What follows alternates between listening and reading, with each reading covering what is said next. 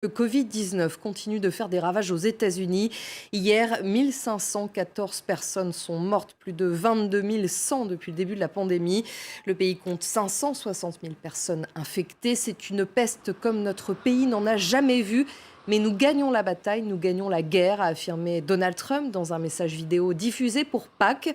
Une réouverture graduelle et localisée des activités économiques pourrait intervenir en mai, selon un expert de la Maison-Blanche. Mathieu Mabin, notre correspondant à Washington, nous en dit plus.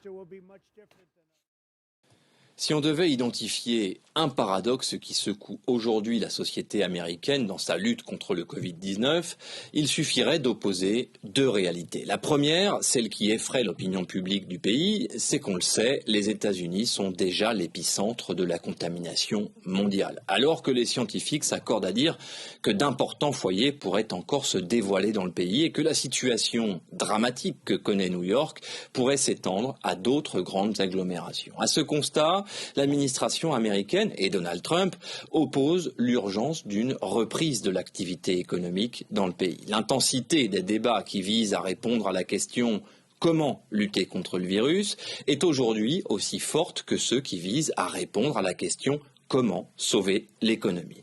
Donald Trump l'a répété à maintes reprises, il va devoir prendre la décision la plus difficile de sa vie, dit-il, et clairement sacrifier des vies américaines qui seront probablement comptées à terme en dizaines de milliers.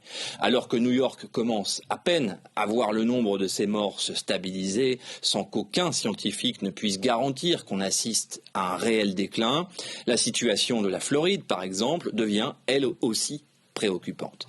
Et dans les prochaines semaines, les États qui ont confiné parmi les derniers risquent de voir apparaître des foyers importants. En clair, alors que l'Amérique n'a pas plus de réponses que le reste du monde sur le moyen de protéger la population des effets du virus, l'administration américaine apparaît comme la plus déterminée à renvoyer les citoyens au travail et donc à voir s'accroître l'épidémie dans tout le pays.